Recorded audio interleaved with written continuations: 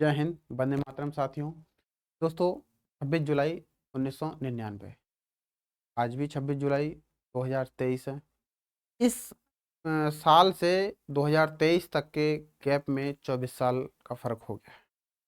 और ये दिन आज एक खासा इतिहास में लिखा गया है, इतिहास का पन्ना जोड़ा गया है इस दिन के हिसाब से।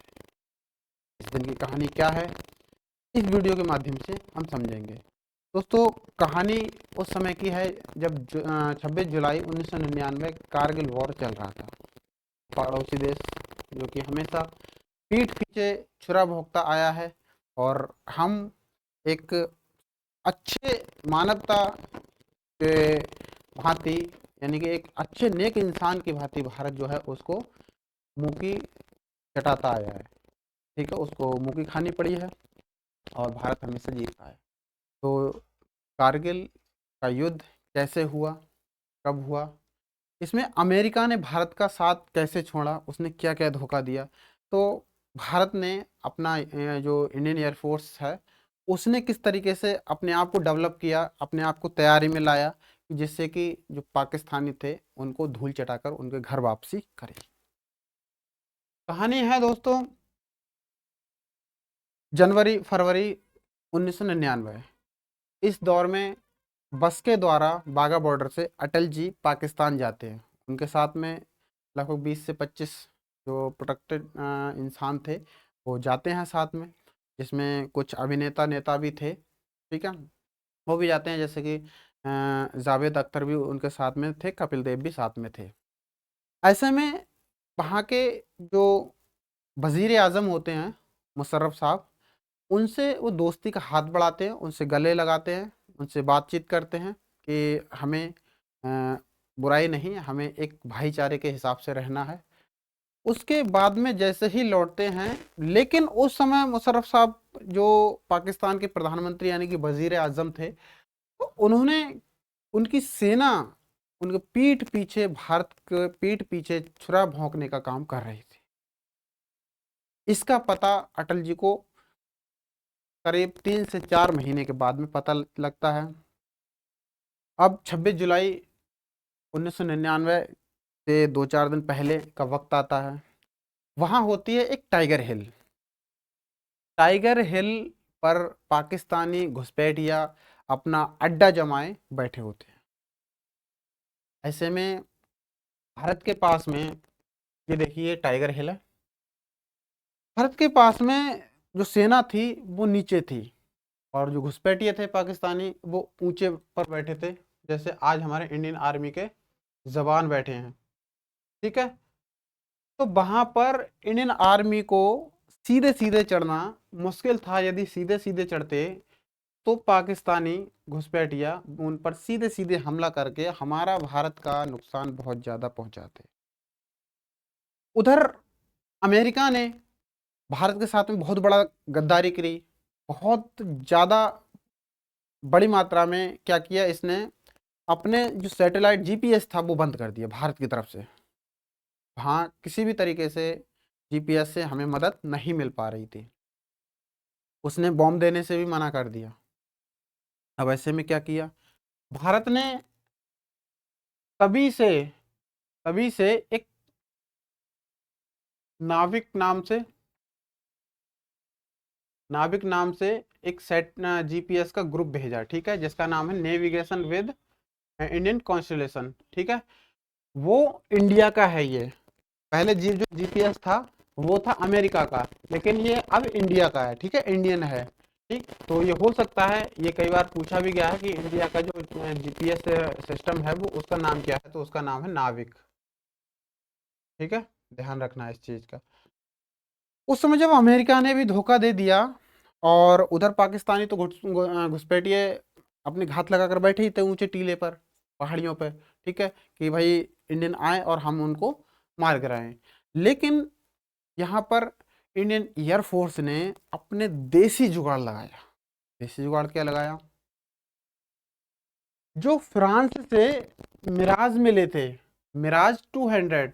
ठीक है, 2200 नहीं, M 2000 लिख दिया। मिराज 2000 मिले थे, उस पर इजराइल के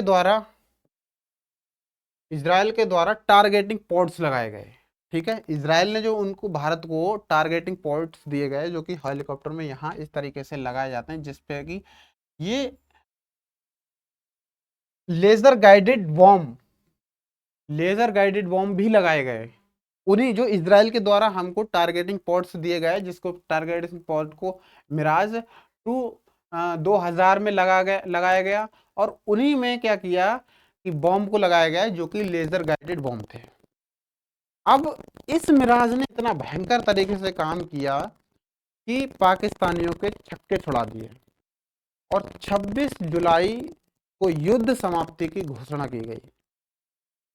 ऐसे में इसी बीच में अटल बिहारी जी जो कि भारत के प्रधानमंत्री थे उस समय, उन्होंने मुशर्रफ साहब को फ़ोन लगाया और जैसे ही मुशर्रफ साहब के पास फ़ोन पहुंचा एकदम थर्रा जाते हैं।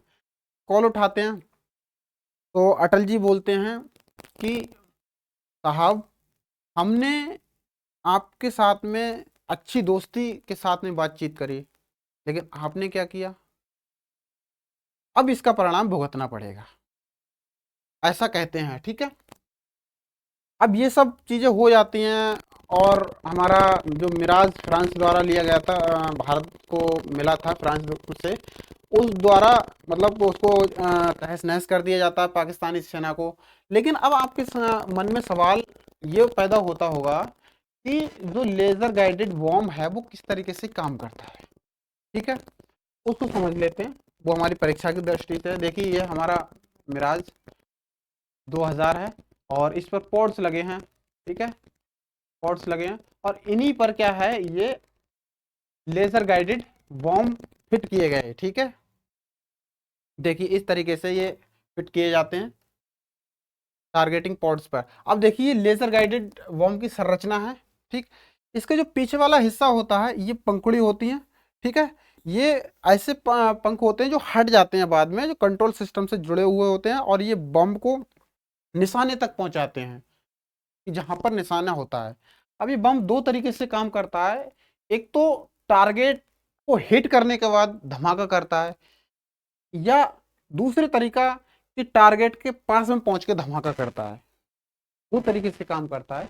इसमें जो बीच का हिस्सा यहाँ पर है, इसमें विस्फोटक भरा होता है जिससे कि हिट करने के बाद में ये विस्फोटक विस्फोट करता है और टारगेट को तहस नहस कर देता है।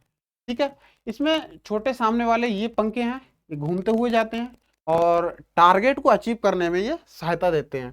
ठीक है, जीपीएस के लिए एंटीना यहाँ लगा होता और इसीलिए इस जीपीएस को क्या किया था, यूएसए ने बंद कर दिया था, जिससे हमको गाइड करने में और हमें युद्ध करने में बहुत ज़्यादा कठिनाई सामने आई थी। लेकिन ये इंडियन एयरफोर्स ने अपने देसी जुगाड़ से सारा कुछ बिल्कुल क्लियर कर दिया। ठीक है, इस पे गाइडेंस कंप्यूटर लगा है यहाँ पे जो कि गाइड करेगा और ये जुड़ा रहेगा सब, जो कि मिराज जो 2000 मिराज है उससे सब जुड़ा रहेगा, उससे कनेक्ट रहेगा और वहां से कनेक्ट लेजर द्वारा ये आगे के लिए बढ़ेगा। और यहाँ पर लेजर सेंसर है। ठीक है, यहाँ से लेजर निकलेगा और इसी लेजर के माध्यम से ही ये टारगेट को हिट करेगा।